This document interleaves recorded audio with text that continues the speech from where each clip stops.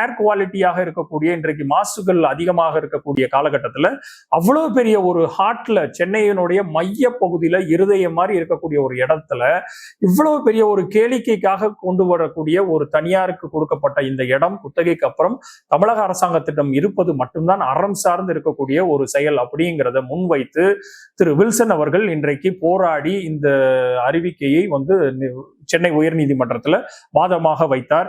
அதை ஏற்றுக்கொண்ட நீதிபதி அவர்கள் இன்றைக்கு காலத்தினுடைய தேவை இருக்கிறதுனால இந்த கிண்டி ரேஸ் கோர்ஸ்க்காக கொடுக்கப்பட்ட அந்த குத்தகையை ஸ்டேட்டஸ்கோவை முன்னாள் நீதிபதி முன்னாடி இருந்த ஒரு நீதிபதி ஸ்டேட்டஸ்கோ அப்படியே இருக்கணும் அப்படிங்கிறது தீர்ப்பை இன்றைக்கு மாற்றியமைத்து அதற்கு உள்ளார தமிழக அரசினுடைய பப்ளிக் ஒர்க்ஸ் டிபார்ட்மெண்ட் மராமத்து வேலைகளை பண்ணலாம்.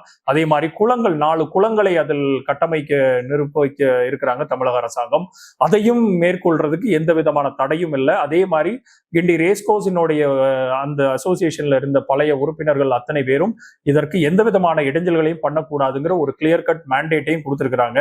சோ அந்த இடத்துல 160 ஏக்கர்லையும் தமிழக மக்களுக்கும் சென்னை வாசிகளுக்கும் தேவையான இந்த எக்கோ பார்க்கையும் 4 விதமான குளங்களையும் கட்டி அமைத்து தண்ணீர்கள் அதிகப்படியாக ஃப்ளோ ஆகக்கூடிய அந்த வேளச்சேரி ஏரியிலிருந்து வரக்கூடிய தண்ணிகளையும் பொதுவாக அந்த ஏரியாவில் குழுமி இருக்கக்கூடிய தண்ணிகளையும் சதுப்பு நிலமாக எப்படி அந்த ஈரப்பதத்தை ஒதிந்து கொள்வதற்கு ஏதுவாக இருக்குமோ அது போல அங்க மிக முக்கியமாக இந்த பாண்டை உருவாக்கக்கூடிய வேலைகளை தமிழக அரசு செய்யலாம் அப்படிங்கிறத தீர்ப்பாக கொடுத்திருக்குது சென்னையினுடைய டிஸ்ட்ரிக்ட் கோர்ட் அத்தாரிட்டி.